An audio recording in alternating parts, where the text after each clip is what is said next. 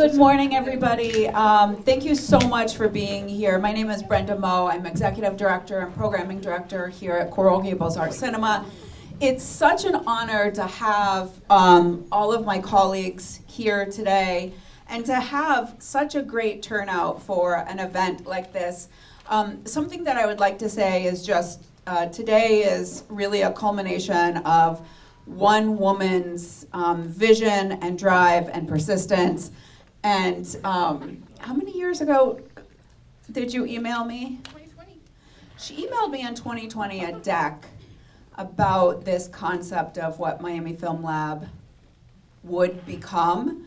And I read the deck and I said, I'm in. Anything that you need, I'm here. And since then, we have built this really beautiful partnership.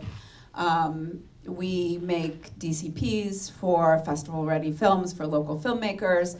We host work in progress screenings. We give our screen during off hours to local filmmakers for cast and crew screenings or for test screenings. And all of that is we couldn't facilitate that by ourselves. We just couldn't. And so I really would like all of us to acknowledge Jen.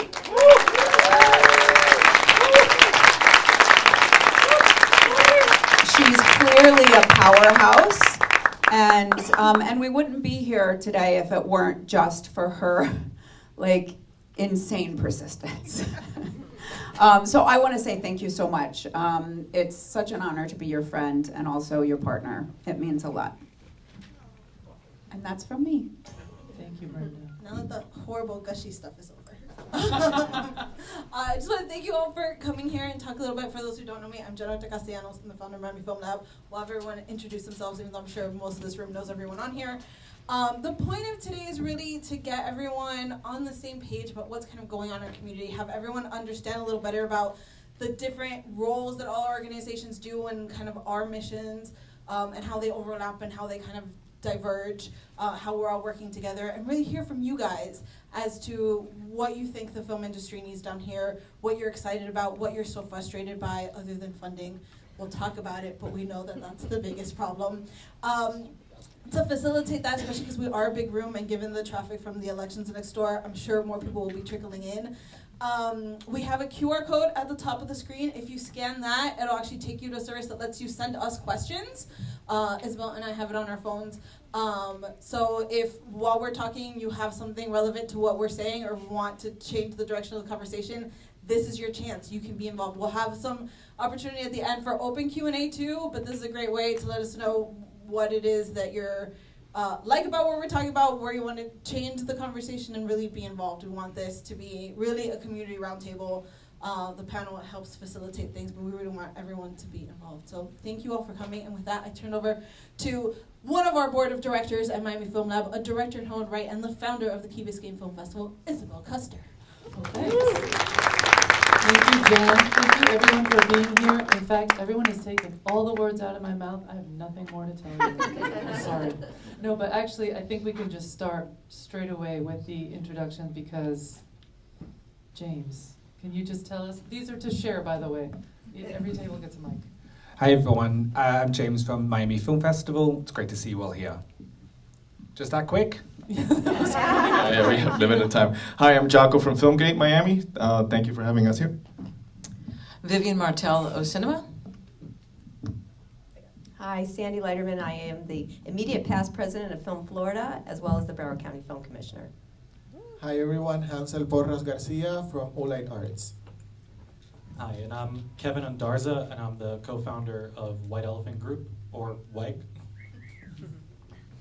And Jen, everyone knows. So, okay, so let's get this started. Besides, obviously, your names and titles, I think what would be really interesting for everyone to know here and for posterity, because a lot of people will have access to this on YouTube, which will be part of our archival treasure that we have on the Miami Film Lab YouTube channel.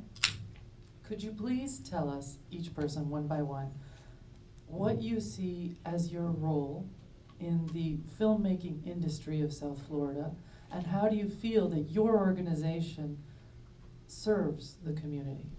James, if you want to start. Great question. So primarily we are an organization that screens films. We have 2 festivals a year, one in April that just finished, and then GEMS in October, November. Our primary function is to bring great films to great audiences. But we love debuting local films.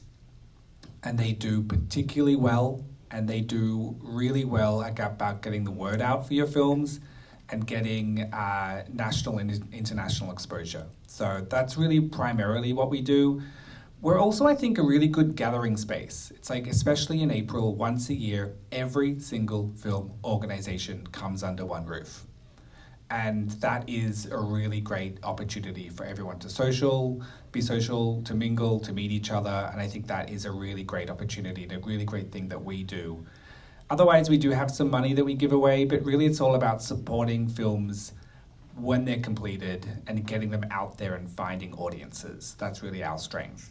We love doing it. Numbers are up. People are loving festivals right now. I hope you all came this April. If you didn't, you're in trouble.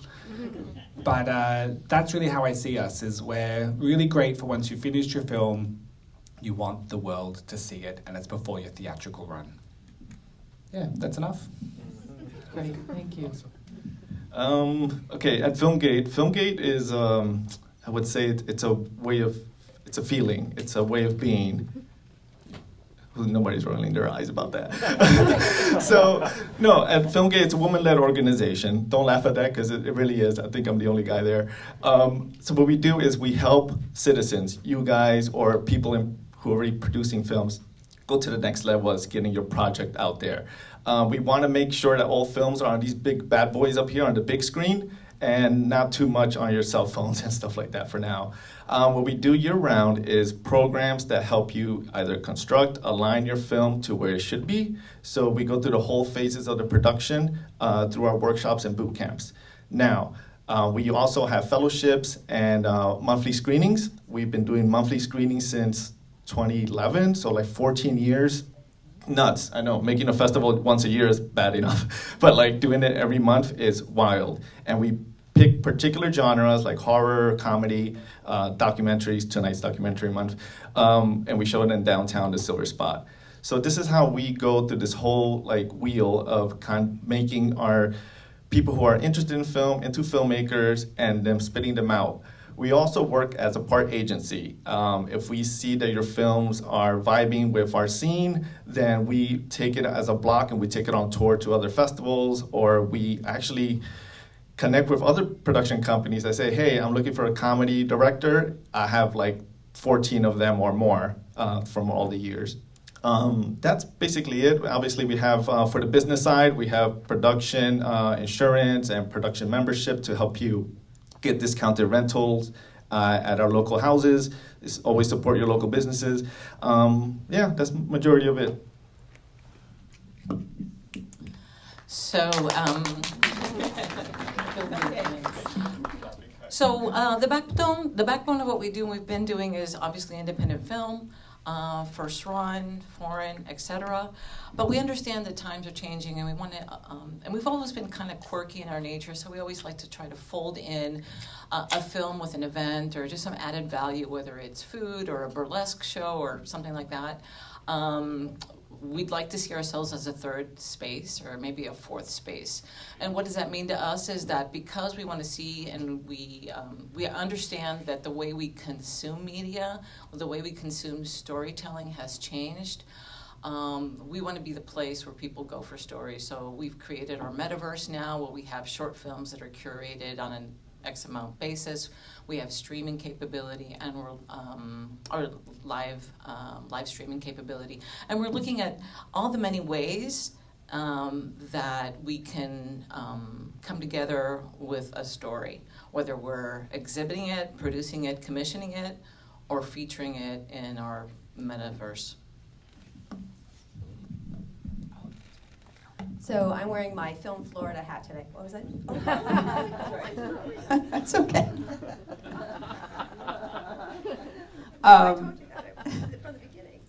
So, Coral Gables Art Cinema, we are primarily a venue and a gathering space, a safe and welcoming space, and I think that that's really important for us to highlight.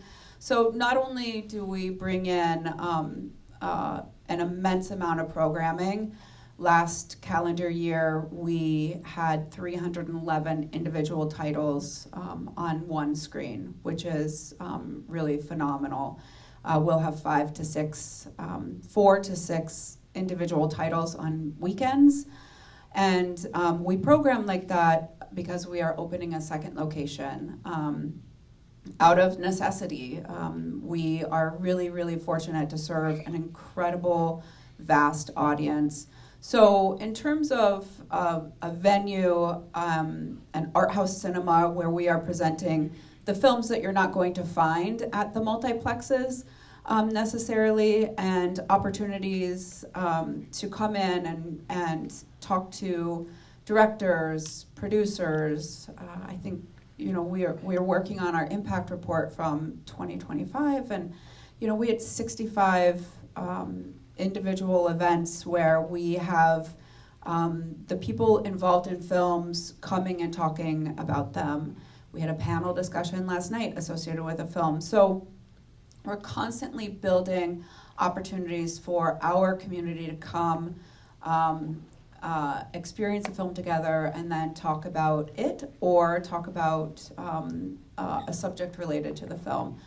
And then in terms of, we're a service provider. So for the local film community and through our partnership with Miami Film Lab, we're making festival ready DCPs for local films.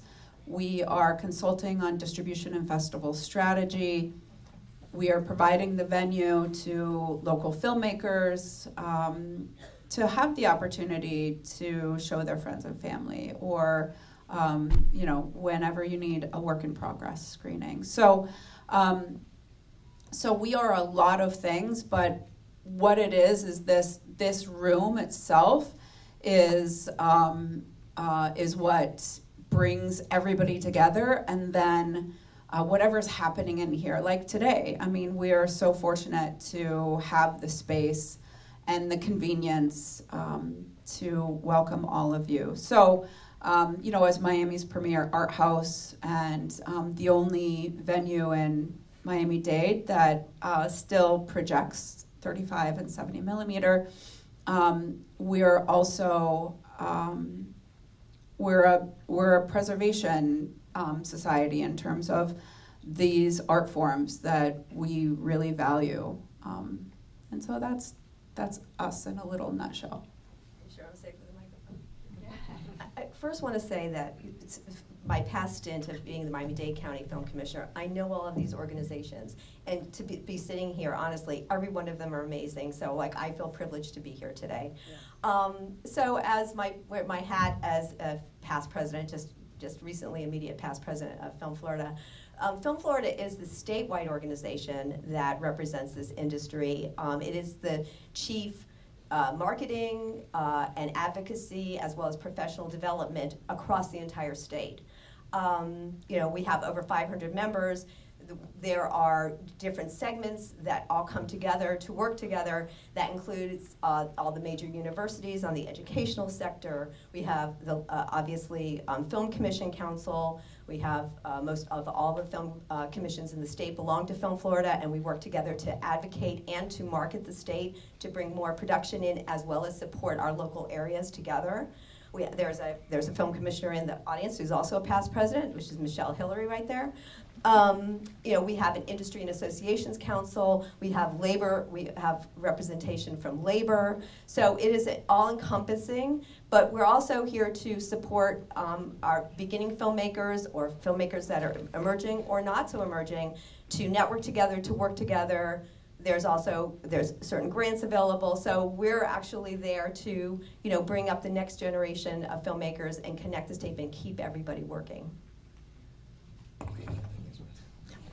Oolite Arts. Oolite Arts was founded in 1984. It's been 40 years with one mission, which is supporting visual artists. And about 9 years ago, the concept of visual artists expanded to include also filmmakers. So right now we have a cinematic residency program which provides filmmakers $50,000 in cash to complete their film, their first film. We also provide mentorship, additional support towards the production of the films, a studio space for filmmakers, and basically we are providing first-time filmmakers with the possibility of completing their first micro-budget film. We also have other programs that support also filmmakers with short films and art films and other forms of film and video art. So basically that's what we do at Oolite and the Cinematic Residency. Hi. So WEG kind of does a lot of things, but I think the most front-facing thing that WEG does is more of access and education for filmmakers here in South Florida. I think one of the biggest things that we prioritize is bringing the resources and connections that we have down to where we all live to kind of give access to just ask questions. I think one of the biggest things is gaining perspective in what the greater landscape is for filmmaking, and when you're in an area that doesn't have Paramount Studios down the street, it gets a little bit of an information desert sometimes, because what's on the internet is kind of broad and it's not really directed to what you need sometimes. So we do a lot of events and talkbacks, and we do a lot of community building in the spaces where people can meet each other and kind of start facilitating productions. So a lot of the things that we'll do is we'll have the South Florida Film Forum that we do with Broward County in Dania Beach. That's one of our biggest events that we do every year, and we bring in a bunch of studio heads, a bunch of industry professionals, directors, actors, and we have them just talk to everyone. And you can literally sit there and just ask them a question. And that is kind of like the biggest thing we pride ourselves on. And then in addition to that, we create a lot of low budget and micro budget shorts and features here in South Florida as well to kind of build out what I think is like a small version of what South Florida's regional identity is, but I feel like it's very important to preserve what regional filmmaking is in the spaces that you live, because everyone has a very unique voice, and that's one of the things that we champion here as well. And then that's kind of it. So Miami Film Lab supports local filmmakers who want to make a living telling Miami stories. For us, filmmakers are all crew positions. So everyone involved in making a film, we're very much about the collaborative nature of film. And we do that support through, we elevate the profile of local filmmakers, because you can't gain resources or find crew to work with unless you know they're around. So we have a Made in Miami series on YouTube where you can see about 50 shorts now, and the whole crews are in the comments with links to all of their websites and social media, so you can find, if you love a DP, you can go find them. You love a production designer, you can go find them and hire them and work with them on your own project. We provide mentorship that's very specifically career-oriented. How are people actually building careers down here? What does that look like? How many day jobs do you actually have to have? How many commercials do you have to work on before you can make a short? That kind of thing.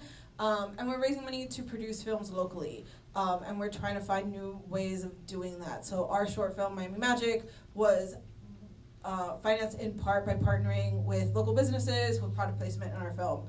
So finding more of that, telling those stories. We have a Substack where, again, we tell stories of how people are actually making a living here. We have a podcast, we have all those kind of things. But the point is to promote economic mobility, promote jobs, and get filmmakers to really have a chance to do their craft here and figure out how to make this all happen from right here at home. Okay, thank you, everyone. I think everyone's kind of burning, even though you're so enthralled that you haven't asked a single question. But I'm sure that you're all burning to know what would be, let's give them, throw them a bone.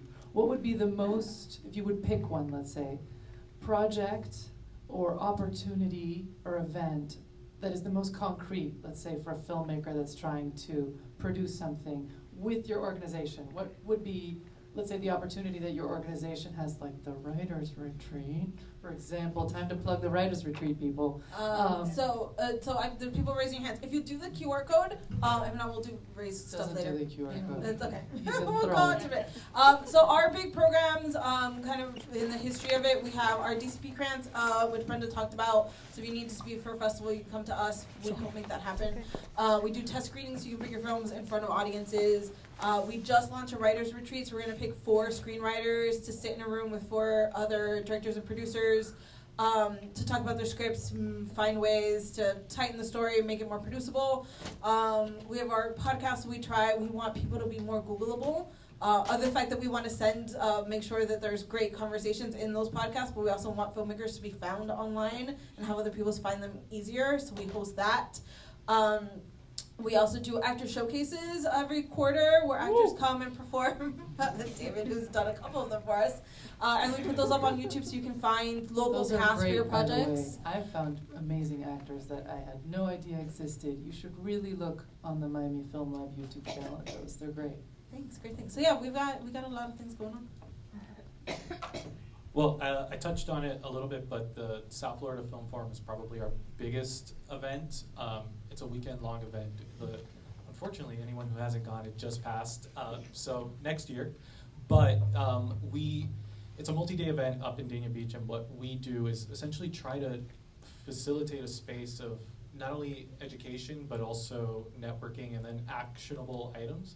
I think the big thing with a lot of events is you go in, you get a lot of education, or you learn something, and then you're like, okay, now what? I think one of the things that we try to facilitate there is, now do this. This is the next step. This is where you go. And a lot of it is people-driven. So, the people come in, and, South Florida is huge. I'm always kind of shocked just the size of Florida, and I think on a map it doesn't actually convey how big it is. So you realize that there are a lot of islands in this space, and it's a lot of people who kind of tangentially know each other, but they've never actually spoken. So like that event kind of facilitates a lot of, hey, let's actually collaborate. Hey, let's sit down. Hey, let's talk. Oh, I'm thinking about doing this for my project, but I'm not sure. It's like, oh, well, there's a talk happening now in like 5 minutes. Let's go there. And then we've already seen through that event, like film productions have come down. People have developed productions out of those events. And granted, we've done it for 2 years, but the data's the data. Like, things are coming out of it. So I think that's going to be a big event when it comes around next year if you guys want to come in and produce projects. And also, Kevin, WEG has also produced many projects, right? Yes. Yes. Sort of contest style, or how did you do it? In terms of granting, we've granted a lot for short films. So we did open applications. We've done feature film pitch labs. We've done short film commissions. All that stuff kind of changes. We're very malleable, so we kind of program based on what the feedback we get from the community. That's why you don't always necessarily see the same thing every year, because we're very reactionary in the sense of what does the community need, and then we try to provide it the best way we can. But yeah, we do that, and then a lot of it is funding. A lot of it is funding, but I think a lot of it is also, like validation. I think some people are waiting to do something, and what they're really waiting for is for someone to tell them, yeah, what you have to say is valid, what you want to do is valid. How can we help you? Outside of funding, how can we help you? Sometimes it's funding, but I think a lot of it is that. So that's definitely something that we try to provide for everyone. Thank you.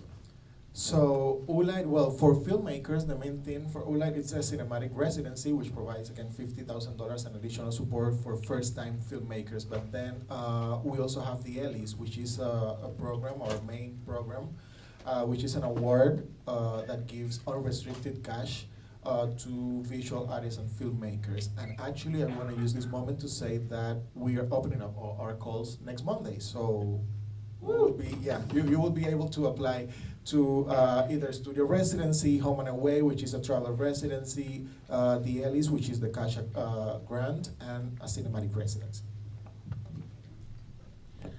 Okay, so I'm going to just chime in a little bit about the South Florida Film Forum because that is, I have to because it's Broward County and we partnered with WIG for that, and that is the place to be, and we're very proud of what it's done and the amount of work that it's brought into the area and continues to.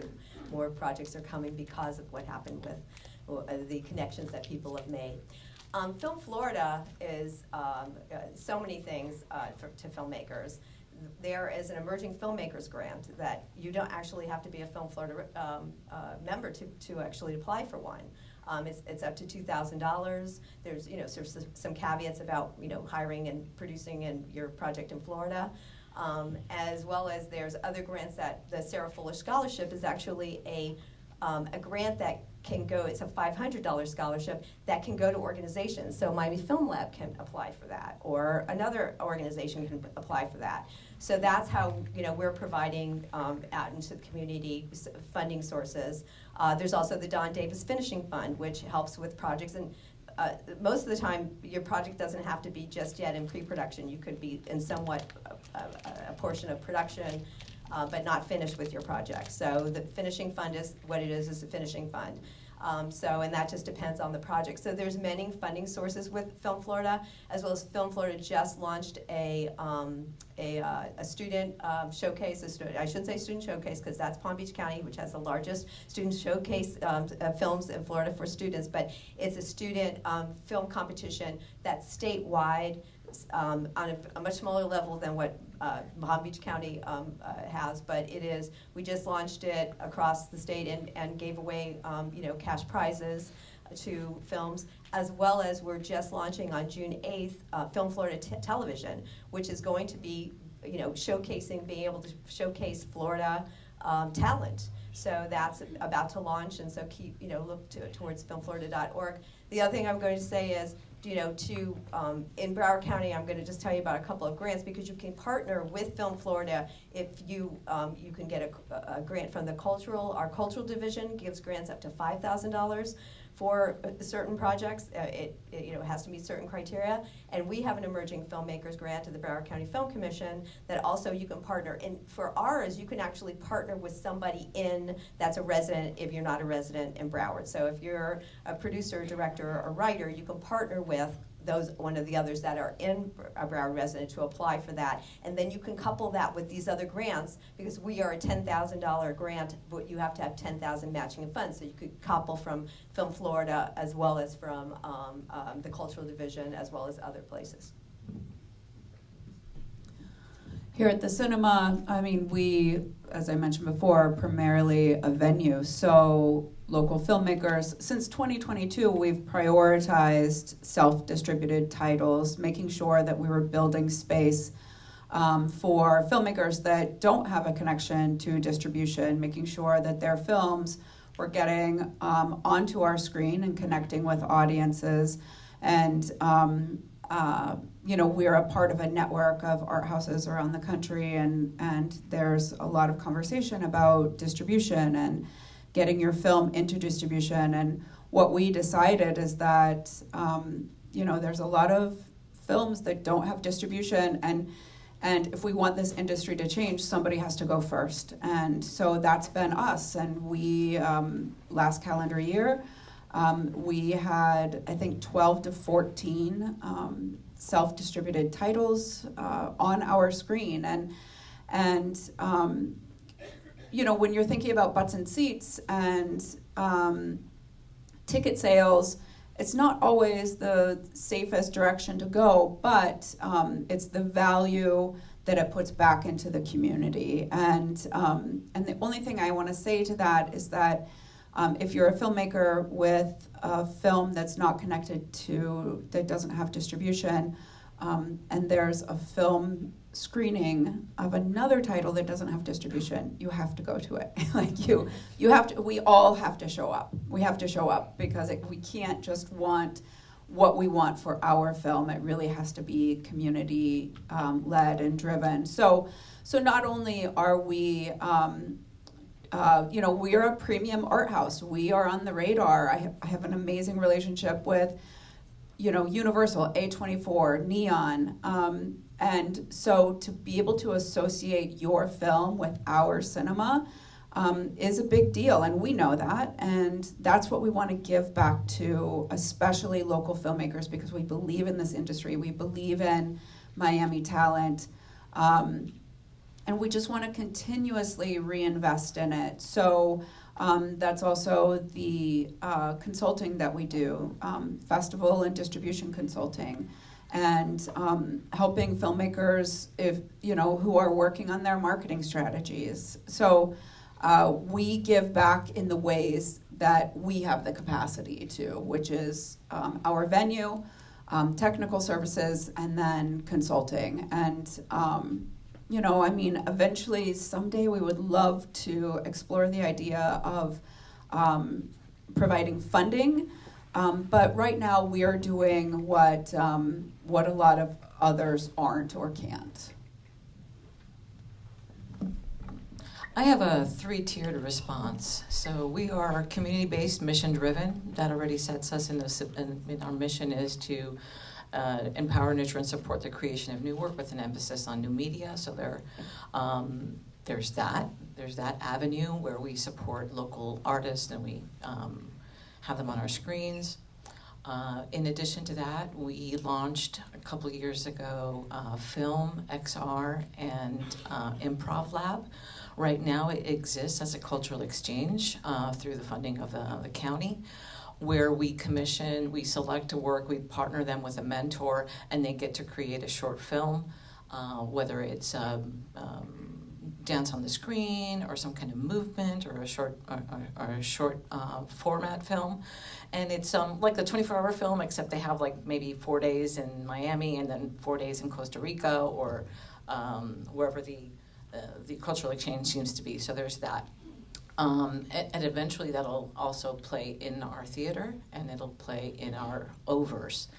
In addition to that, the Overs itself has, we've been curating shorts in the metaverse since Altspace existed, where we would reach out to a industry member, whether an artist, a filmmaker, or a leader of another organization, say curate some shorts, and then we have an event in the metaverse, and we all join in and celebrate and discuss film. So that has existed since 2020, but in addition to that, we're looking at, as you mentioned, distribution is an issue, and while not every film gets picked up by Netflix or Amazon, what can we do locally to support the community so it pays back? So we're looking at creating a distribution platform on our Overs so that it can be streamed with paywall so that the creator gets some money back. It may not be a lot, but because you know how those film rentals are, but this is something we're looking at potentially launching for 2027. Obviously with streaming and with paywalls, there's a lot of development work that has to happen behind the scenes. But I know a lot of filmmakers don't just have that one film they're working on. They have a repertoire of films that have never seen the light of day, or they did the film festival circuit, and then they're like, what do I do with this now?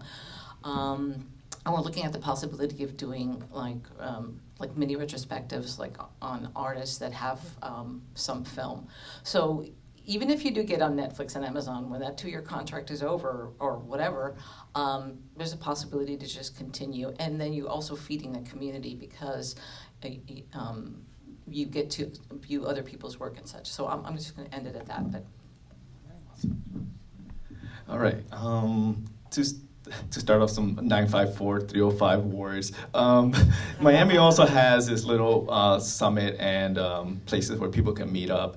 At Filmgate, the 14-year-old festival that I've been telling you that we do every month, I feel like that's a networker. We have one right before, one right after. Many of the filmmakers in this room have met other crew members and people in the industry, because that's who we invite for jurors to kind of meet up. So you're in the same room with people who can check out what you're doing your work on and so forth. Another thing we do is quarterly is that we have events at the Downtown Media Center. It's Filmgate's version of our film center. We started it in 2017. It's in downtown. If you know where the Olympia is theater, it's like 1 block away. So you're welcome to come. You could get a free invite, obviously, if you are have your own business. It's free to register on our website. and then or if you're heading a project or something in the city. As far as how you could integrate more into like our organization is you could. I was kidding, by the way, just in case. I love 954. As far as integrating to Filmgate is at the start of every year, January, for 1 month, we sent out this Filmgate proposals in case you have an idea, something you dreamt of, you have everything organized, ready to shoot. Submit it to us. It might be something we aligned for that particular year to help out on it. We have resources. We have partners and things like that. The next thing is obviously the fellowship. Currently, we have 12 fellows involved in our $100,000 grant. 2 of them are going to pitch for rights to that funding. It's basically finishing funds, because obviously to do a feature film you need much more. But what we do at Filmgate is that since we do these master classes so they could all get aligned on the whole set of production, how to produce it, line produce, script reading. We do Why the Dramas, which are events where we do live table reads with live actors and we put them in the scenes. First we do a rough draft of the table read. We get the spiciest part of the script, because if you can't land that part in the movie, then what's the point? So we workshop those first, and then we do the whole table read as far as that. So we have these particular programs that we invite other people in South Florida. Hey, you didn't make the 12, then you could bring your project in mind when you attend these master classes. Yes, you'll have to pay for it now, but I mean, $30, that's not that bad to be in a room with someone who's created something, not some teacher from the past that like still has an old idea of what Hollywood is or what the industry needs. So those are many ways how you could kind of integrate with Filmgate. Obviously, if you become a Filmgate member, and you have your business and you're already doing feature films, that's another way you could get into. Because now you could get into low-cost production rentals and production insurance. You get a discounted rate for that. And obviously, you get to use our space at the Downtown Media Center. I've seen that place full, wall-to-wall casting inside our space. And obviously, we've had movies like Omnibus screened here, and it went to its festival circuit. It was produced inside our dwellings in the Downtown Media Center. Miramar Murders was a Netflix project. Huracan, where are you? There you go, throw your hands up. So things like that. But that's it. That's pretty much what Filmgate does. There's a lot more, but we'll get more into it. Thanks. Yeah, I've got a lot to say as well. All right.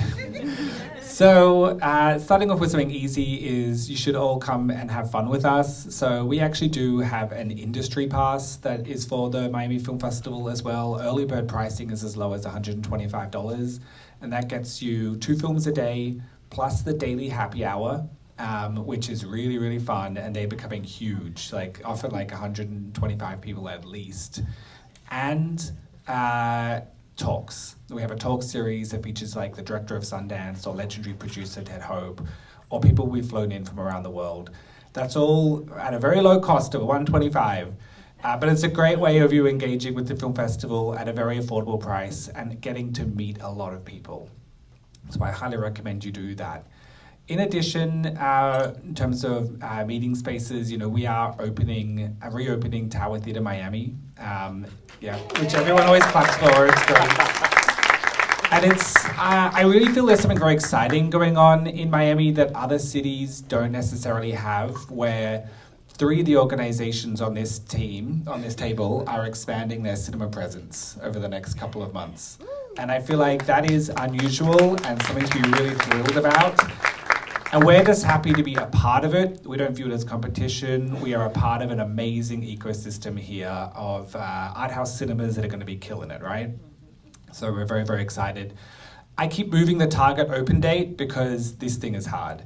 But at the moment, I'm looking at August sometime. But look, if it opens in September, don't quote me.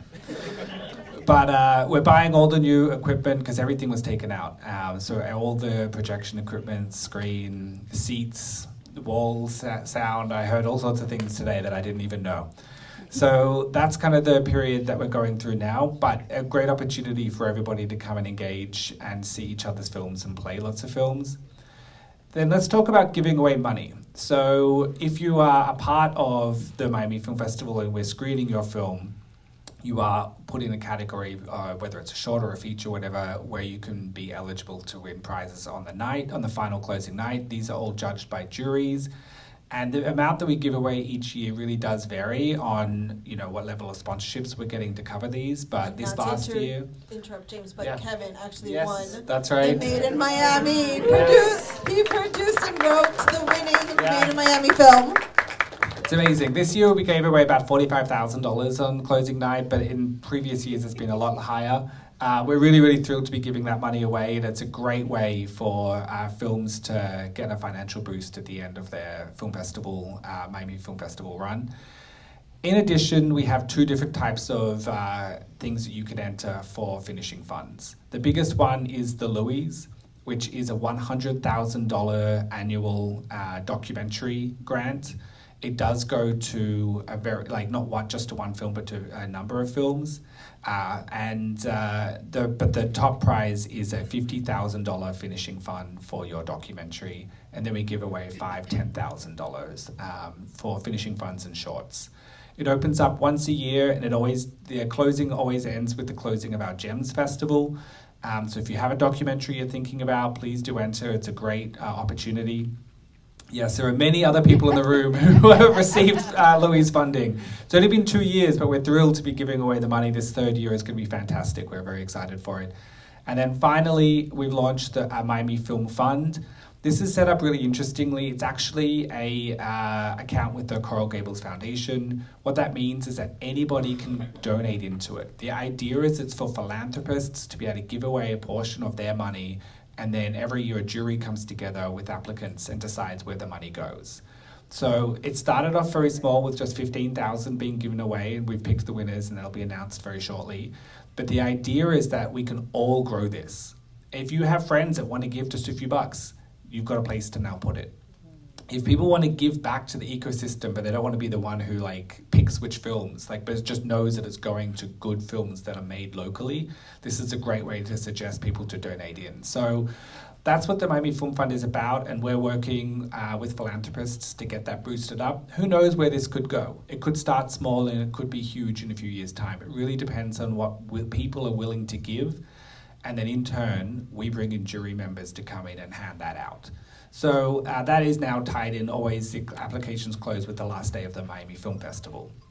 So plenty of opportunities to get some money and plenty of opportunities to come have some fun.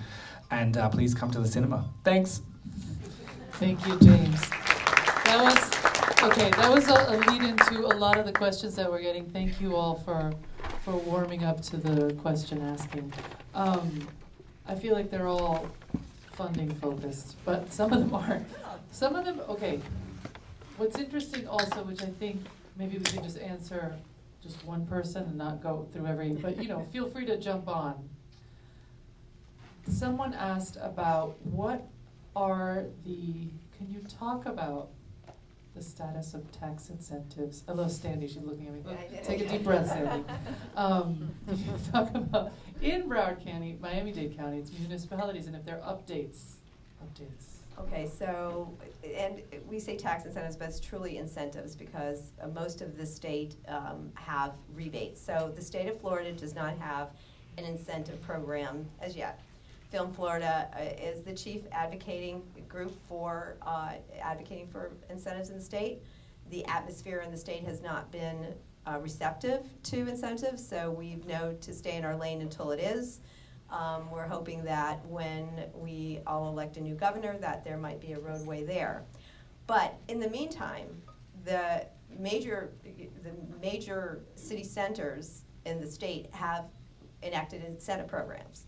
So I'll start with Broward County, and then I can't talk very much about Miami because I don't believe Miami has one anymore, unfortunately. There's not a program. I'm hoping in the future that Miami-Dade will build back up and have an incentive program and have a film commissioner and all that kind of stuff. We have City of Miami. We have Joel Gonzalez, if he's still here, from City of Miami. He's all the way in the back. I know he would like that to happen. So, Film Florida is, I think actively we are trying to, help Miami-Dade still to kind of build itself back up.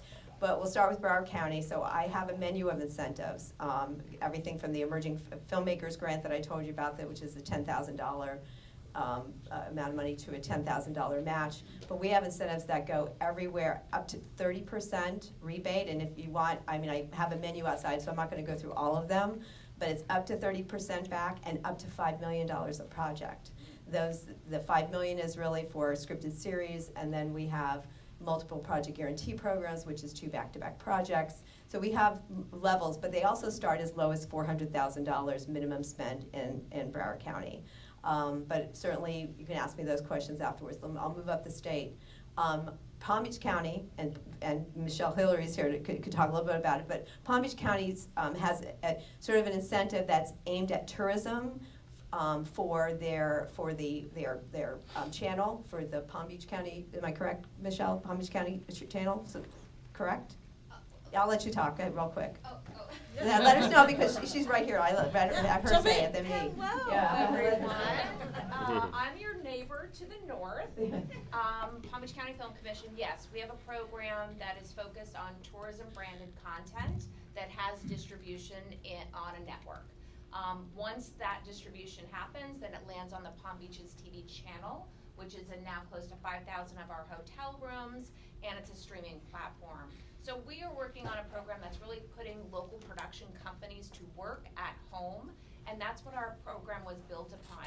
We saw so much where even our government entities was hiring production companies outside of the state, and we wanted to showcase the talent that's right here in Florida, and that's how this program started.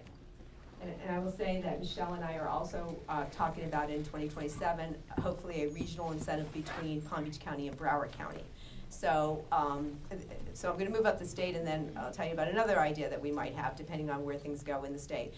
Orange County, which is Orlando area, right? It's not all of the municipalities or counties that encompass Orlando, but it's one of them. Orange County just launched a incentive program. I really can't speak on it, but I think their minimum spend is $100,000, and I think they have up to 20% back, depending on their program.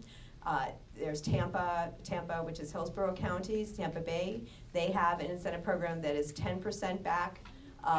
They start at $100,000 and they give 10% back. Theirs is very tourism-based, so is Orange County. And that means that whatever you're doing, it needs to show their area in a good light. You have to sort of, promote their area in some way that they deem works for them for promotional purposes.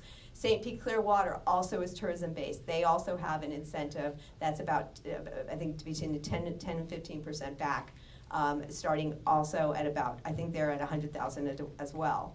And as well as Jacksonville has also an incentive program that starts at $400,000 and up to 20% back. So we have all of these within the state because the state film commissions decided, the state of Florida, the film commissions decided locally to go to our governments and ask for to help to stop the the bleed of production leaving. And we've had that support, and there is some talk about if the state doesn't do something, that maybe we would find a way to have some kind of statewide, in a sense, regional, so that where we could stack all of them and that it would make sense for all of us to be working together. So that's something in the future. That's brilliant. Thank you, Sandy. I'm going to step in because Isabel will be very disappointed if I don't say this. I think we need Jen to stop hates fighting for incentives. tax incentives. I know I'm the only one on She's this the panel only probably that one. hates them. I don't think that we should be waiting for tax incentives. If you are pissed that the state and local governments funded the stadiums, you should also be pissed that they're funding films. Most of the funding that comes from tax incentives don't go to any filmmakers. Show of hands, who in this room has made a movie for at least $400,000? 4 of them. That means no one in this room qualifies for most of the tax incentives across the world. But I'm going to argue about something about that. I know you. But I just want to say something. But those films that come in hire these people so that they actually can make a living, so that they then can make their own There's films. a trickle so that's down it. that's pretty I significant. mean, the idea is the trickle down, but I've been working in film doing big Hollywood movies for 20 years. You know how many local films I worked on that had tax I've worked on? I think one, Shona's movie. All the rest have been big Hollywood movies. How many of those got tax incentives? None of them. If you think that Marvel needs your tax dollars, you're wrong. Those movies would be made anyway. And so waiting for government to give us money instead of finding other ways to support them, I think is a waste of our time and energy. So what's your suggestion? So I think one of the reasons more people don't support films is because they assume the government is going to be there and help them. So part of what we want to do in my film lab, and I think most of this panel wants to do, is convince other people that they need to support the arts. Most of these incentives aren't even to support arts.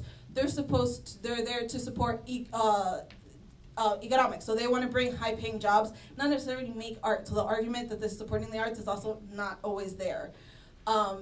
So yes, it's hard. Funding is hard, but you also, using tax incentives, you open yourself up to our livelihood being open to politics. The governor changed, the incentives went away, and your livelihood went away. If you hadn't put that power in politicians' hands, then maybe that downfall wouldn't have happened and we would have been more stable.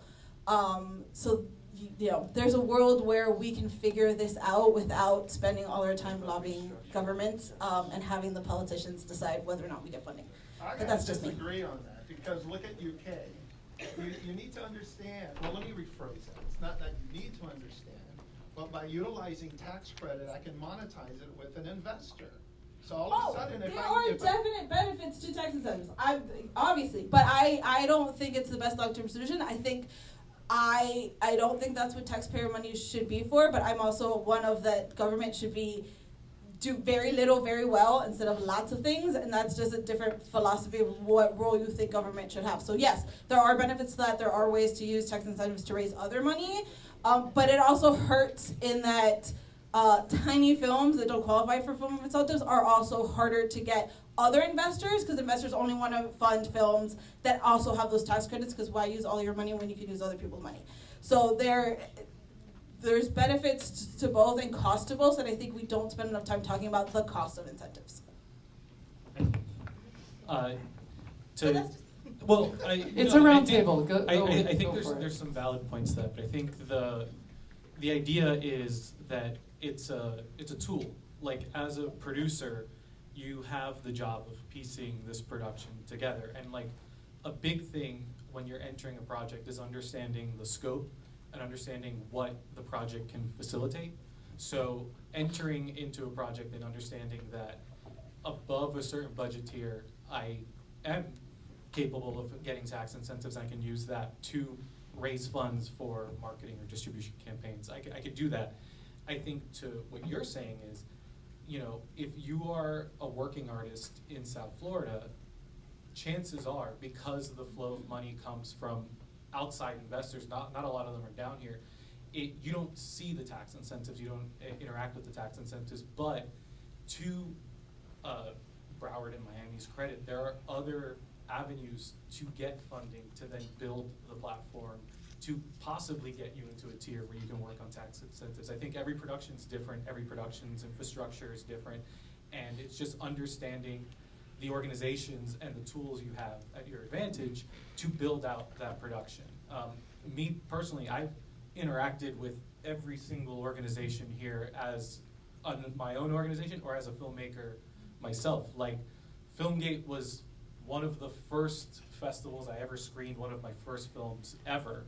And I just screened a film at the Miami Film Festival. And I've come to Gables so many times, and I've had so many talkbacks, and I've worked with Sandy constantly. I've worked with Hansel both as an organization, as a friend, and as a filmmaker. And Jen, we've done stuff together. So it's understanding what the infrastructure is and how you get into these productions. Because even O Cinema, we've done family screenings. I've gone to some of their unique programming and met people. I know Slam Dance did an Unstoppable program last summer at O Cinema, and I met so many wonderful filmmakers that have now built infrastructures for other productions. So it's just understanding where you're at in your production stage and how you can either get to the incentives if that's the goal, or just get to creating the piece of work and hiring the people that you know and you work locally. So I think it's a balance between the two. That's well said. Hey, Carmen, you don't want to use the QR code? No, your voice projects. Your voice projects. I'm old. Can I project? Go, project. I wanted to add to this conversation because my hobby, because I'm also nuts, is politics. And we basically have the government that we're involved with. And I think that tax incentives are important. I think private investment is important. I think NGOs are important. And I think the mistake that I've seen made in independent films in other cities, like I've seen independent film up close in New York, and I've seen independent film in other cities, and in theater as well, we come from a place of scarcity as opposed to a place of abundance. And I think the more handles that we have to fund our films, the more we're going to get. I understand, Jen, no, it's not up to the government. I don't want $25 million given to a Marvel movie, the way the stadium gets, the land for pennies. But I do think there's a balance. Right now we have an election coming up. We have Mayor Demings and Jolly jockeying for Democratic support. Both of them are open to artists. We can talk to them and say, hey, give us tax incentives and give us brackets. This much for films under $50,000, this much for under whatever. I just think that if we get involved, all of us here as artists, we can make the change that we want to see and not be like, oh, the government's going to screw it up. But if we're involved, we can ask for what we want, because they're going to fund all these things anyways. Why not get a little crumb from that pie, So I agree, I understand where you're coming from, but I also think it's about building an ecosystem where everybody wants to fund. Everybody knows that investing in film 9 times out of 10 is a losing proposition. But there are so many openings right now, and everything is so destabilized, the plates are shifting. I think it could be a good opportunity, a good moment to decide how we want those incentives to be parsed out and allocated. That's just I think that's what's most exciting about what James and the Film Festival and at this Miami, who started that fund, is doing that kind of fund and having these other sources and showing, getting the community more involved in that. I think one of the questions was, are there other funds, either philanthropic or equity funds? And I know that it's been tried a couple times, but maybe Sandy or Vivian or someone knows better, but there aren't any big equity funds in Florida. There aren't, but it has been tried. It's been tried. It hasn't been successful, and I hope that the Miami Fund is successful because, long ago I wanted to start something that I passed along to a group that tried to take it further, and that was to go to the large corporations that are in Miami, so Ryder trucks, all of these, and get them to put money into a fund. It did, and that would have been with product placement, right? That would have been a high-level product placement. Now branding, which we're doing already, right? That's happening already. But there isn't, and there has been a lot of resistance. But there is a lot of money in South Florida that could go to this type of funding, and I'd be happy to, give whatever knowledge that I have to help with the fund. Hopefully, it extends to South Florida. There was a hand raised. Yes, you, blue shirt. I'm colorblind, so maybe no. No, I'm not colorblind. My name is Kayvon Antonio, and I'm a reporter, and I've done a few documentaries and worked on others but I'm relatively ignorant about this subject that seems to be sparking a lot of controversy, which is incentives. But I'm wondering, when you speak about the politics, it seems a lot of it, there's politics at many levels, but I was wondering the following: would it not be healthier to also have a balanced financial diet where there is an incentive, there's also private, there's different pies or different plates where you can get in according to the fit with your film or with your subject matter? Because I think a lot of people, when they invest or they believe or they pay $5 or what is it now, $15 for a ticket, they are paying money to invest in an idea and a message sometimes. And it's not just the politics and this governor's for this, they support this. And these are not brick and mortar projects, they're actually very ethereal, electronic most times. So I'm wondering, why would you recommend taking away that supply of a potential dish of money here and say, no, just go eat out of these other dishes? I'm going to let other people talk about it, but I would say, to me, it's just a philosophical thing, and then I think government should do less better. So I think government should focus on other things and not focus on that. And I think the conversation around filmmakers have been so focused on incentives that they're not going after other funding. But other people can chime in. I was going to just back what Carmen was saying earlier. On another front, independent film needs help. We need our cities and municipalities, I can't even say that word, to help us out. Let's say it together. Earlier, like this year, the funds were cut by what? They were cut by 98%, and we got it back to 98%. So it took a coalition of artists, alliances through all the arts, right, Carmen? Remember that? Thanks to you, you spearheaded that as well. No, you're not taking credit. Coalitions work, and things don't work until they do. I'm an optimist, Jen, you know that about me. But things don't work until they do. And I think it's about creating the ecosystem, and I think the new energy that James has brought in through the festival. Film Florida, I got my finishing funds for my short, thanks to Film Florida. I also got some private investment. Oolite, if it hadn't been for Oolite, I wouldn't have made it. I just think it's a combination of things, and I think it's always a yes and, in my opinion. But I wanted to say, I think advocacy, I think that everybody that's involved in the arts should be advocating for the arts, right? So you should be involved. I mean, it takes a little bit of time, but your input and your being involved, even a meeting with a legislator, means a lot. And every little step that everybody takes, that little step will mean much more, whether it's for films or for art. You know, we should be advocating for in your local communities as well to fund the arts. So I think that very important. Yes, I agree with advocacy. Film Florida is a great place for that as well, because we do it on a statewide level, and the more people that are involved in that, the more a bigger voice that we have, across the state and in our local communities. And it's an easy sell. For every dollar invested in the arts, $43 come back into the community. So it's not, it's the math works. We just, there's a word that's been popping up a lot, and it's been reform.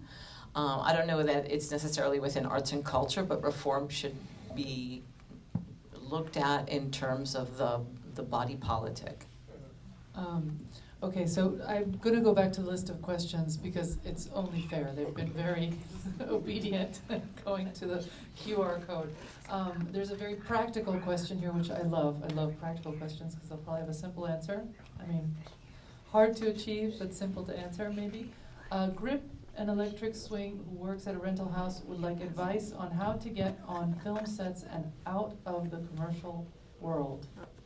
Does anyone have advice for this person who wants to be on more film sets? Kevin, you want to take that? I could speak to it a little bit. I initially started off being in the equipment room for university. That's kind of my intro into film. I also lied to get that job. They said, do you know any of this gear? I was like, do you know any of this gear? They're like, no, that's why we're hiring. I'm like, then I absolutely know this gear. So I got in and I started teaching myself grip, electric, camera work. And then from there, a lot of it was just being in the room and meeting people. I think you have to set, and this is like my motto, is set the expectation, set the goal. Because then you can actually measure what success looks like. I think some people enter this space and they're like, well, I'm gonna be Scorsese. It's like, all right, well, if you don't become Scorsese, are you a failure, or did you actually achieve goals, but now you're not measuring it realistically? So someone who's looking to move into the narrative space, I think the biggest thing is spaces like this, like move in spaces where filmmakers are operating, and operating in a scale and a level that is accessible. If you want to move into an above-the-line department in a multi-million-dollar film that all the studios and offices are in New York and LA, that's not realistic if you're here. If you're here, move in the spaces of independent films, independent filmmakers, and then you can start moving in groups and in areas where they will call you if they need you for a film, or they will bring you into the space. So I think that's really the easiest answer I can give, is just set the expectation, set the goal, move into the spaces of the films that you think are achievable and that you can actually work in. Right, for that person who asked that question. I have a practical answer. Yes. Yeah. So actually, Juan Luis Matos, who's a filmmaker, who's here, he created some years ago this like spreadsheet. Do you remember the filmmaker spreadsheet? So if you want, I don't know who. Okay, great. So yeah, just come after this, and I will share the link with you, so you can just put your name, what you do, and basically just be connected with all the people in that list. I was just going to say, most of the film commissions have a production directory that you can sign up for free. So if you go to, I'm pretty sure Miami-Dade still has theirs, Broward has ours. We accept everybody in the Quad County area. Put yourself on the, sign up on the list. And all the newsletters. Yes, all the All the newsletters. newsletters. Yeah, Film Florida, Film Lauderdale, Miami-Dade, and all of everybody up here as well. My Film Festival, all of them, Filmgate. Yeah, but just like Kevin said, show up. We try really hard to do events for other crew positions. We did one with a production designer. No one showed up. And I thought everyone who wants to work in the art department and set dressers and everything would come. No one came. We did with a composer. 4 music people and sound mixers and stuff showed up. So you could be the only one in the room, and then everyone's going to call you. So if you want a job, you have to come. You have to go to the filmmaker happy hours at the Miami Film Festival and meet the filmmakers who need grips and gaffers, and sound guys and set dressers and all of that. Like, you got to show up, because we all hire the people we know. If we don't remember your name when we need to fill a position, we're going to forget you. Not because you're not great, because whoever the last person we ran into be like, oh yeah, I wanted to work with them, I'm going to call them. So you got to put your face out there and your name on the list. And be persistent. Yes, be persistent, because when someone falls out and you've just emailed them, or you've made a call or something, you will be the next person in line to be there and be able to start working more. Okay, so David, you asked this question like an hour ago. So this is an interesting question because it's another specific and practical question. Is there a way to locally gain funding for a project set to premiere on YouTube, Instagram, or TikTok? I don't know, are you talking about like vertical dramas or just anything? Yeah, but I mean, considering like how well Obsession has done recently, the horror film, and how he started on YouTube, like it's such a powerful medium. Is there a way to get money funding for that? I don't think any of these funds have a requirement of where the film premieres, correct? It could premiere. But it could be like a web series too? Like. Yeah, I don't think there's any limitation on these grants. So yeah, go for it.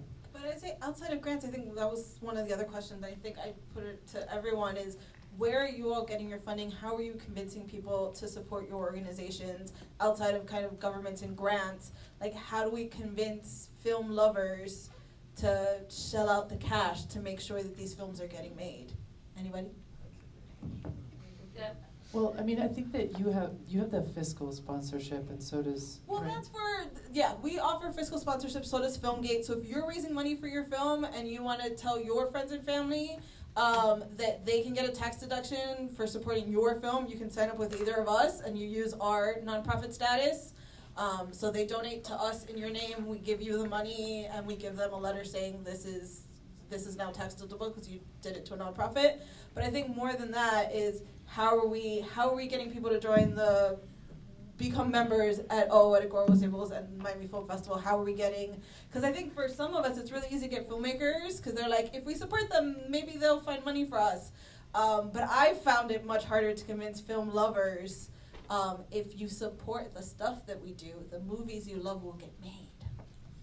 To expand on that, like at Filmgate, right now we currently have 12 fellows. If you go to our website, you can quickly see like it's a story about love, it's a story about finding yourself, a story about like stuck in a maze and finding as a Greek tragedy.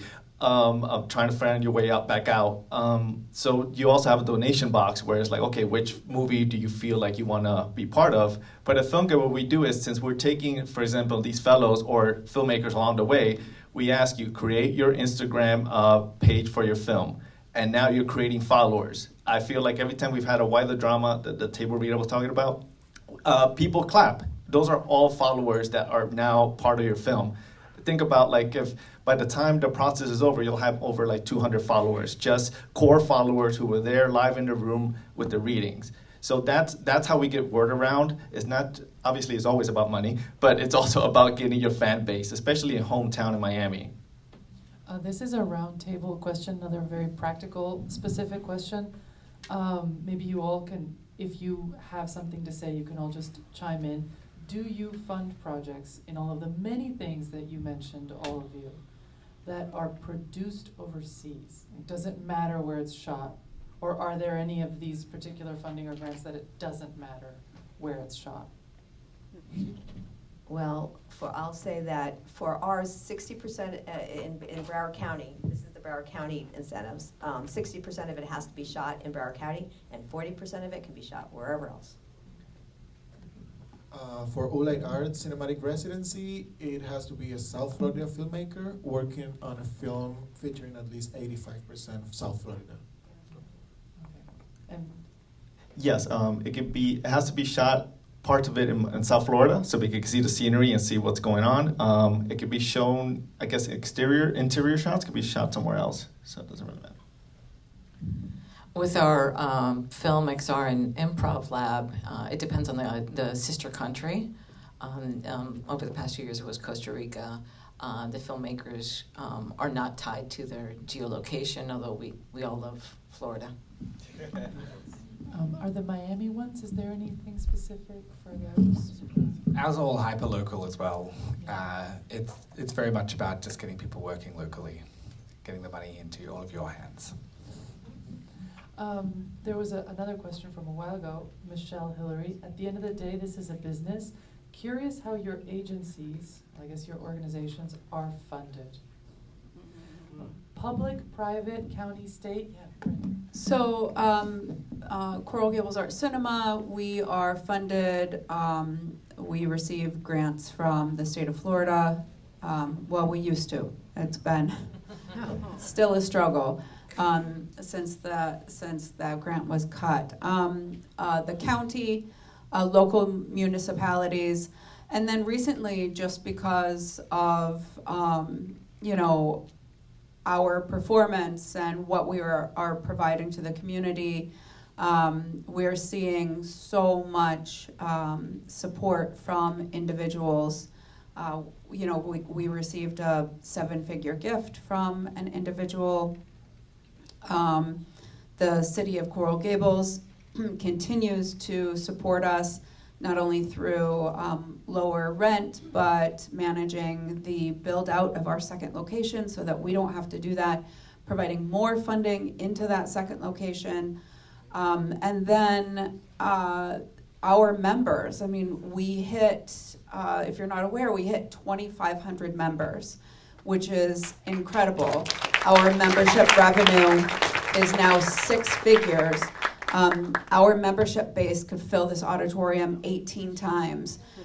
These are people that are committed to our organization, committed to our mission, and want to invest. And it's, I think one of the things about that is that membership is a low barrier to entry, but you become a card-carrying member.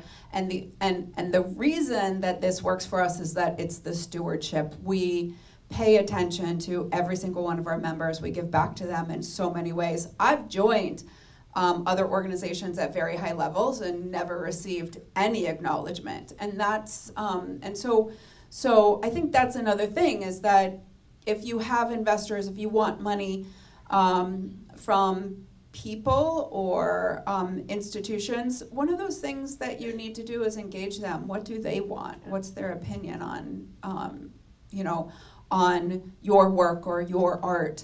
And so for us, funding is a conversation. It really, with every entity that we're receiving money from, we're reinvesting back into them and making sure that as financial partners, they are getting something back from us. We don't just have our hand out. What's that? What's the lowest cost to join as a member? We're at $60 a year. And now we will be introducing a legacy membership, which will be very limited, but it'll be lifetime, and we have 1 lifetime member so far, and that's something that we'll be launching and we're very excited about. Yeah, I mean, build it and they will come. And that's what I can say. Yes, go. Thank you. So, sorry, lady behind the camera here. I'm hearing, like, not to bring it back to tax incentives. It's not about tax incentives. It's about, relax, David.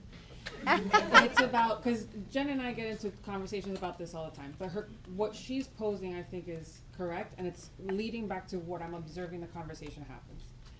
Every time we have one of these, the first thing, and it did not shock me that the first thing that came up was tax incentives.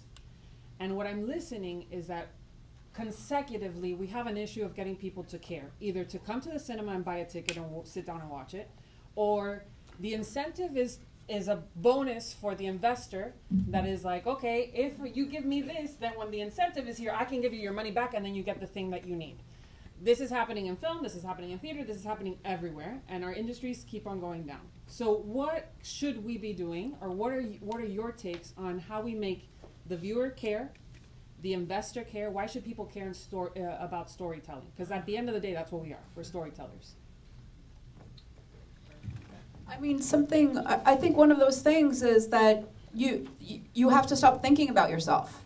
Take yourself out of the equation. Figure out who you're talking to, who your audience is. Give them what they want. Just this ego-driven thing that can happen. I mean, this is how we program. Do I love this film, and do I want to try to convince everybody else that they have to love it like I do? It's not going to work. What does your community want? What do your investors want? And really drilling down and understanding that to a cellular level. I mean, we have our audience.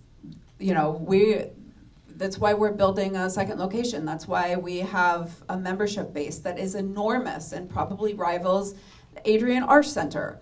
And because we care, you have to ask questions. You can't just say, I'm going to build something and you're going to love it. What do you want? You need to be asking those questions, and you need to take yourself out of the equation. I think we need to start thinking outside the box.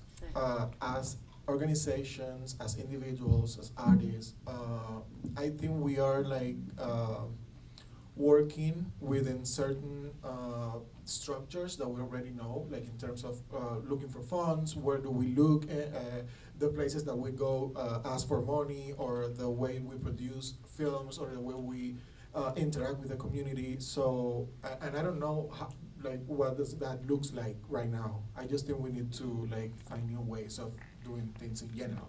Yeah, well, I do want to make a comment about making people care. I just want to note that from 2024 to 2025, we increased our attendance and our ticket sale revenue by 20%. And that's not just an accident. That's not people stumbling inside. That's us saying we want to actively create something that the community wants. And so people do care. People really, really do care. Can I follow up on that? Did you have that growth based upon a change in programming specifically, or how did you address the needs of the community? Yeah, I mean, I think, my board of directors, me and my colleagues, we knew that we were going to be building a second location. And what I said is we have to start programming like we have 2 screens right now. We can't have one film on our screen, open a second location, and then have more films and hope that people notice. So what we did is we just started ramping up. 2 years ago, 2023, we went gangbusters. It's a lot of work, but it has paid off. And thinking about, we have such a diverse community and a diverse audience of interest and age and even regional location. So how do we make sure that there's something for everybody? And if you know our programming and you pay attention to it, we literally have something for everybody here at the cinema. And that's what we're doing. And it's been 2 solid years of us just with our, pedal to the metal. Yeah, I think listening to your audience is the. I think that's a good question for James too, because the ticket sales are way Yeah, up that's for probably the film festival too. What has changed that has driven that? Do you think? Yeah, we're also in a period of rapid growth, and we're thrilled about it. I do think there's momentum at the moment, just collectively, and I feel like audiences want these stories, and we just have done, I think, better work at reaching them. We are doing more advertising, we're collaborating more, getting the word out to our different organizations. There is a lot of local films, and people really show up for those. I promise you they do. I just really feel people are also ready to get back in the cinema. Being on your couch every night is boring. It's important to be somewhere else and have some fun. And so I feel like cinema attendance is changing, and we're finding our new demographics, and I'm thrilled that really Miami, the numbers are really going great. The last thing I'll say is community. You know, I'm not going to pretend that every AMC or Regal is doing great, but community organizations like Coral Gables Arts Cinema or like Miami Film Festival that are really trying to connect locally are doing great. And if you've got a film that's opening here in Coral Gables Arts Cinema, I know it's going to do well because they're going to work really hard to make sure it does well. And I can't say that it's always the case in a multiplex if you're a small film opening up there. And so I feel like community building is where it's at. And, you know, Brenda should be really proud of what she's done, and we're thrilled about what we've done. And I really believe that is the key to success right now. And, you know, it's very, very exciting. There is a question which I think has been proven that it's not true. It said, the person, anonymous, said, it sounds like you're all operating in silos, which I don't think they are. I think it's very clear that they all have huge amounts of overlap and know each other very well. I've worked with everyone here. I've engaged with everyone here in one capacity or another. It's the thing is, it seems like it might be because everything is so scattered. Things are programming at different times. Life gets in the way. I mean, if this was my entire life, even though sometimes it feels like it is, if this was my entire life, then yeah, it would be like one giant community. But obviously, you know, some events overlap, some things are contradictory to other ones when you're trying to get something done, and you're like, well, we got to move a date. Well, we can't move a date. So it feels like a silo. But the reality is that we all have each other's contacts. We all communicate with each other. We all constantly see each other. And to one of the conversations we had earlier, it's like you just have to be there. Like you see the same faces, you see the same people, and then eventually, instead of trying to force, you know, a square peg into a round hole, eventually something happens. There's a collaborative thing that happens, and then you work together in a more official capacity. So I think it's the optics might be that, but that's not the case at all. Okay, so we've got like 20 more minutes before we have to wrap this, so we're going to try to get through the questions quickly. Welcome to the lightning round. What funding advice do you have for an active new film organization that's producing monthly community events? Who wants to take that? I think it comes from, if you're producing monthly community events, it comes from the community. That's really, if you believe that you are building value in what you're doing, then the people who are interacting with your programming should be investing in that. You know, there's a lot of this happening. There's a lot of cinema societies. We have, all of us have member organizations. Miami Film Festival does excellent with their monthly events. O Cinema, not only with their membership base, but all of the special events that they do with American Black Film Festival and these wonderful, and Brazilian Film Festival. So you have to pull it from the community, and you have to find out a way that you're giving them value and they are reinvesting in you. I think that's so true. I mean, very shameless plug. The Key Biscayne Film Festival exists thanks to the village of Key Biscayne that provides like a very significant portion of funding. I was just going to say, go reach out to your cities, your city or the county, the cultural divisions of the, if you're in Miami-Dade or in Broward or in Palm Beach, because they have grants for those type of organizations. I was going to add, a person who does the monthly film festival in Miami, find yourself a cinema that will help you out, because movies belong on the big screen. Don't show people on little TVs or in clubs. That's how Filmgate started. If it wasn't for Vivian, I still remember the day that I walked into Old Cinema in Wynwood, and you and Corinne gave us the chance at Filmgate to do our monthly festival. That's the one we used to throw little fuzzy footballs. Yeah. Rolando, remember that, Rolly? No, you don't. Okay, good. So that's how you get your start. Get a cinema, align with them, and the people will come. Obviously, people love movies. That's why we're all here. Okay, I think we talked about equity in Film Fund, did we not? Yep. Okay.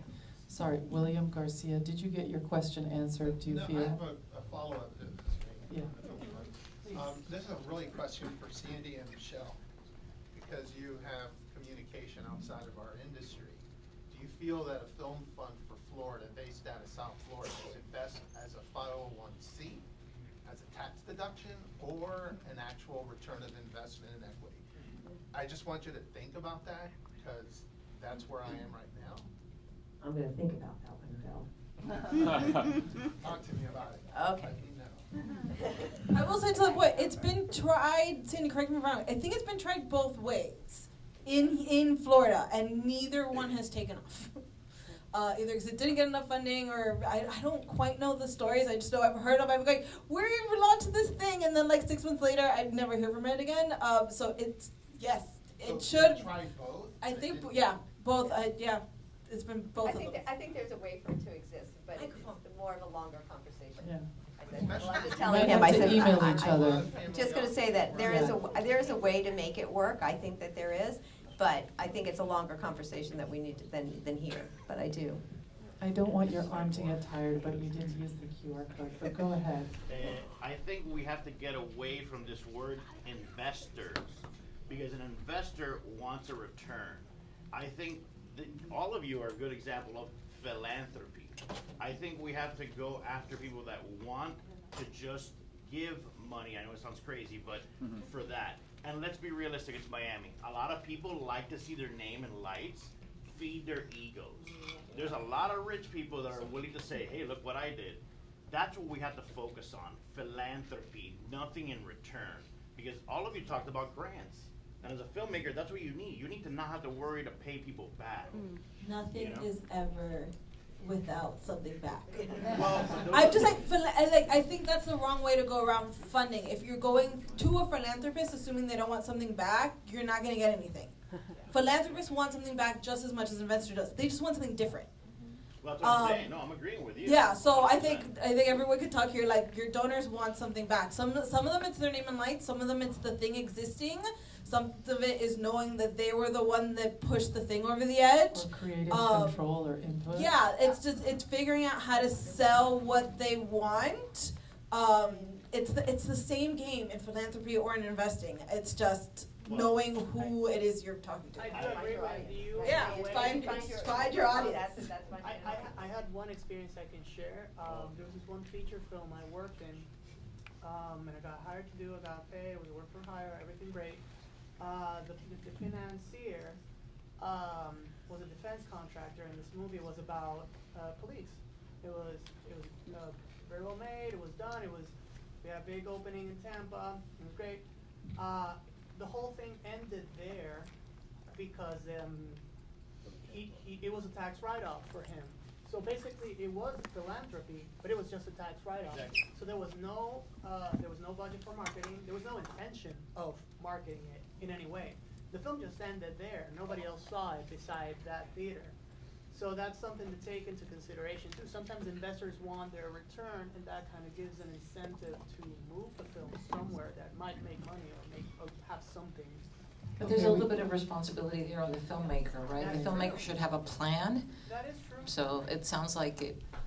Yeah, that's the producer's job. I feel like it was the financier not wanting to put any more money for that, and it was an artsy director that wasn't really focused in that area, But just touching onto the whole incentive of why you're putting up money, I think it was an experience that kind of showed me something about philanthropy versus investment. I don't know. Okay, so moving back to the questions in a concrete form in a lightning round, and then we can get show of hands of some desperate questions at the end. Is there specific funding for audio or post-production or music that you all know about that you could share, because someone feels like they are underfunded in indie films? Film Florida has finishing fund, the Don Davis finishing fund. So, and I think, isn't there enough? Do you have a finishing fund? We don't have finishing funds, but with the Women in Film and Television have finishing funds. I think the question is more people don't tend to prioritize post sound and music and all that kind of thing. So your directors and producers who are getting finishing funds are using the money for something else. And that's a totally different conversation that we need to have about the importance of post and sound and all of that.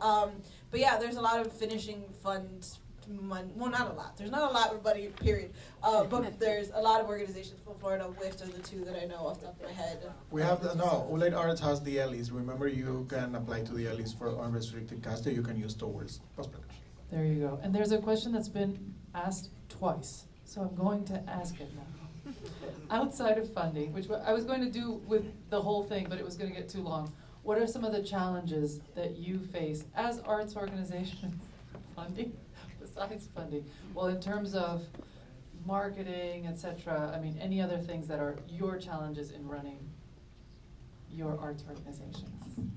So I'm just gonna riff here at this point. So there's a lot of noise out in terms of marketing. So what do you get behind? What do you know? Whether do we go back to the snail mail? Like, what is going to make you stand out? What is going to make the film stand out? What is going to make us as an organization? And I think that's a really interesting question. There's the whole influencer situation and whatnot. So there's in terms of marketing, and that's an issue.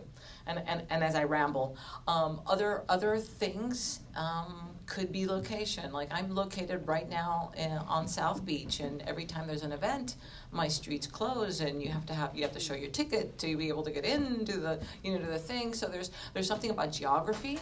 Particularly in my case, I'll speak for myself, or for our organization at this time. The other location will be better with our own parking lot and whatnot in Little River. So those are a couple of things that I find just on first blush, as far as getting people into the theater to be able to support your film, etc. Yeah, I mean, running a venue there are a gazillion challenges that pop up, I mean, we are responsible for our elevator, we are responsible for our air conditioning system. So even though this is a city-owned building, all of that falls under our oversight. And so if something goes wrong, our resources are pulled thin, whether that's financial or even just personnel, because everybody is diverted. So, running a venue is its own challenge, and then marketing. There's a lot to do. Although we know through empirical data that we can create an event, not market it. And if people find out about it organically and they want to see it, it'll sell out so fast. We've seen this time and time again, and it shocks us. So, but just the general events, I mean, there's so much going on. So how do you eventize? How do you make sure that you have a unique, qualifier to whatever you're presenting? And then just, I mean, I think it's just the challenge of running a business, that we may be a nonprofit organization, but that doesn't mean, no income. We have, 16, 17 staff that we need to take care of. We have financial responsibilities, and we need to make sure that we have some of that left over at the end of our year to reinvest. So it's just anybody who's run a business, that's the challenge. It's just the day-to-day business. I'm going to say for Film Florida, I think it's participation. We might have 500 plus members, but that doesn't mean not even close to that show up and participate.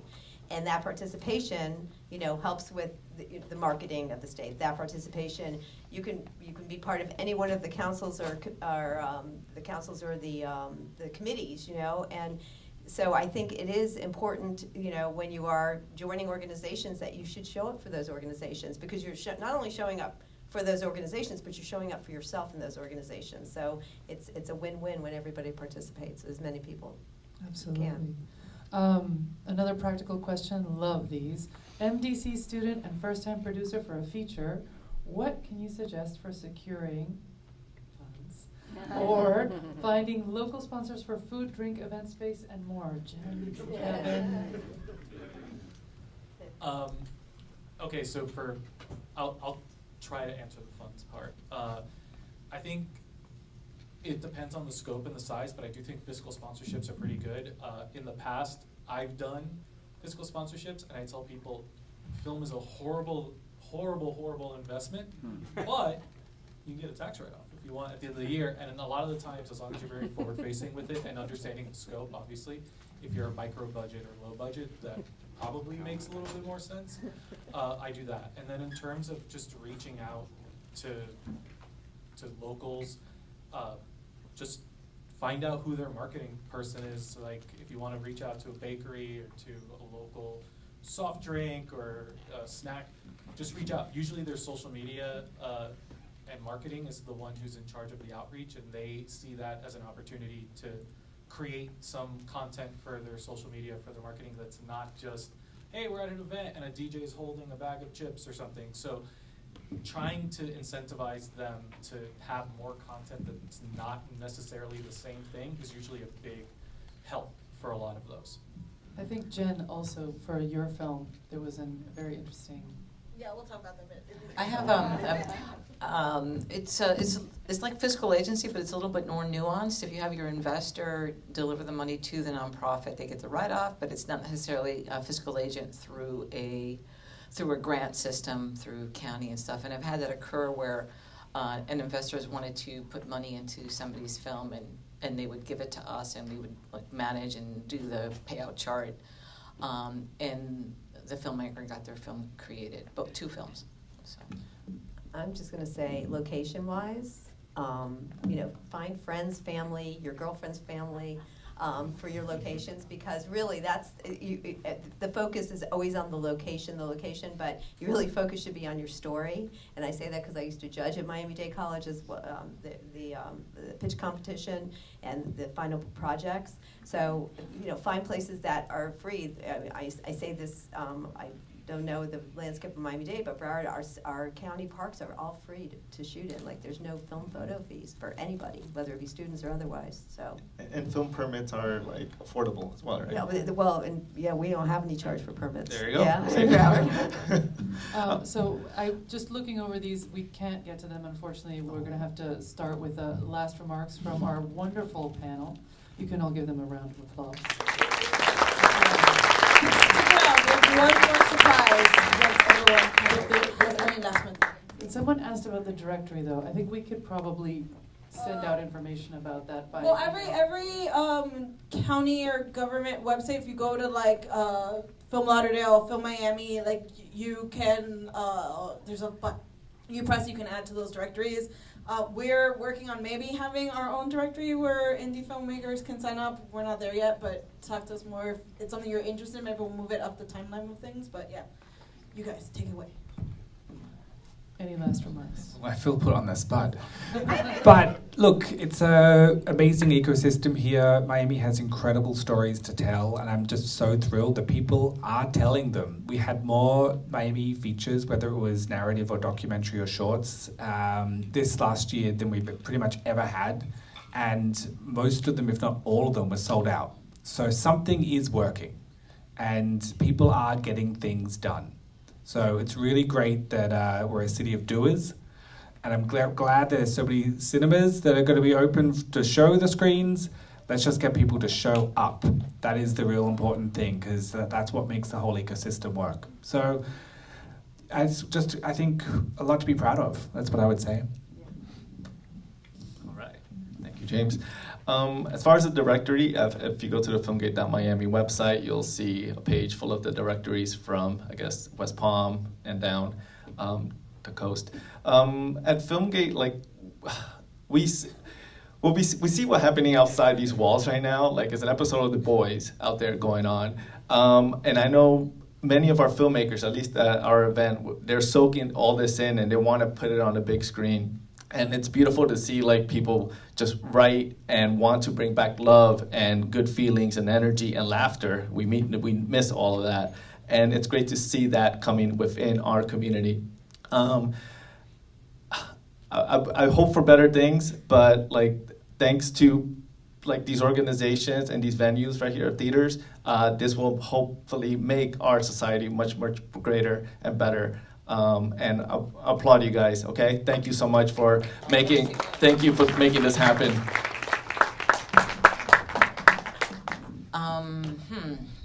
Closing remarks. So we're not the other. We're part of the ecosystem. I think, and, you know, at Gables Cinema, I like to say we play well with others, and I believe that we do.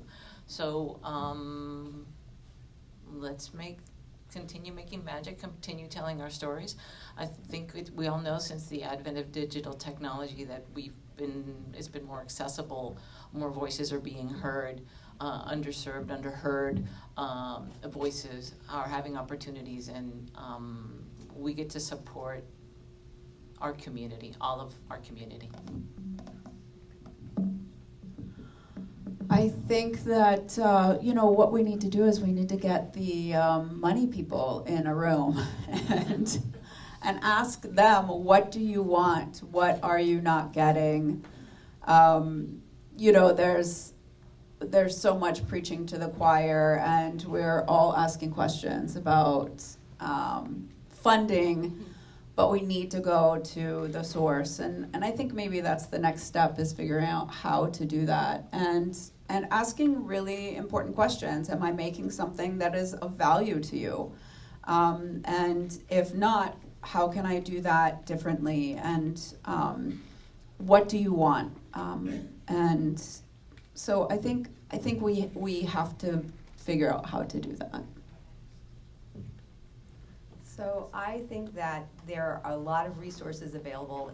They might be a little bit, they might be a lot more. And when it comes to funding, if you cobble things together and you do your research, I think that you can find financing. It might not be that you can shoot everything in Miami or in Jacksonville or someplace else. I still think that there's a way to tell your stories, whether they're on a smaller level or on a larger level.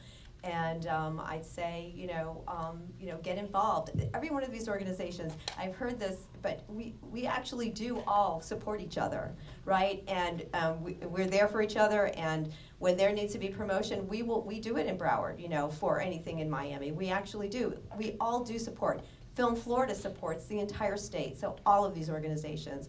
So we work together, and we're working together with all of you working with us. So advocacy as well. Speaking of funds, apply for the cinematic residency. If you're a filmmaker, apply to the Ellis. If you're a visual artist in general, the applications will be open starting on Monday, June 1st till July 31st, so you have 2 months to apply. Other than that, think outside of the box, come mingle with people, make community, and have fun in the process, very important, and do not wait for anyone. Yeah. Actually, Hansel, it's funny that you said do not wait for anyone. I mean, one of the things that WEG was built off of was we felt like we didn't have a lot of access, and it's incredible seeing over the years how much access is built up for people. If I knew that, I'm going to tell you it would be a lot easier to just not do it and just wait for all the access to happen since all these organizations are here. But I think the biggest thing is try to understand that all of these organizations are a piece of your journey. Like, not one single organization is going to solve all of your problems. And I think that's the biggest hurdle because some people feel like, oh, well, I got this thing. Now I've reached my goal. I've reached the thing that I needed to get tangible is now tangible. But then, time moves on, and then there's another goalpost or another thing that's coming up, and you have to kind of work within this ecosystem where it's a bunch of different resources that you have to constantly gather and put together. So, I hope that WAG as an organization could be a part of that. I think the biggest thing that I can tell people is let us know how we can help you, because I think the thing that I've experienced the most is people come up to WAG, and I'm only speaking for us, I don't know how it works for you guys, but they come up to us and they're like, help me. And I go, okay, with what? And they're like, movies. When you want to go watch a movie? Like, what's happening? So I think the biggest thing is being hyper specific on what you need, because then if I can't help you as an organization, or if I can't help you as a person, I can point you in the direction of someone that can. And I think that is probably the biggest takeaway I would say for anyone here is we're all here to help. You just have to tell us how we can help. So that's kind of my spiel. Well, I'll just say thank you all so much for coming and for being part of the conversation and sharing with all of us. And thanks to our illustrious panel.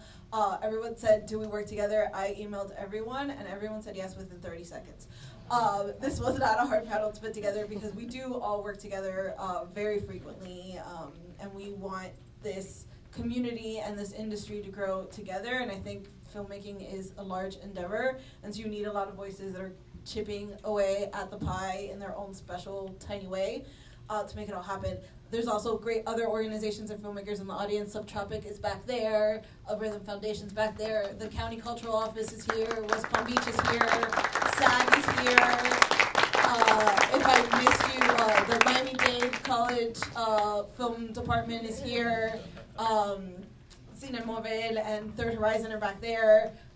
There are so many other organizations doing great things. There's 3 million film festivals in town. Maybe the next one of this will be more of the smaller film festivals because there's a lot of them. There's a lot of opportunities to support film and do stuff.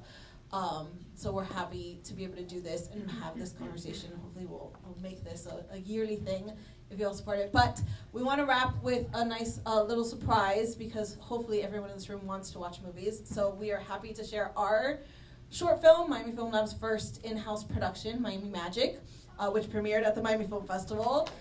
So it's 15 minutes. I hope you stick around. I know you guys have been here a long time. I think most of the panel, most of the audience will be around to mingle for a couple minutes after that.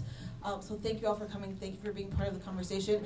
If you don't already follow everyone on here, everyone's social media handle is on in a frame on the table outside, so please follow them.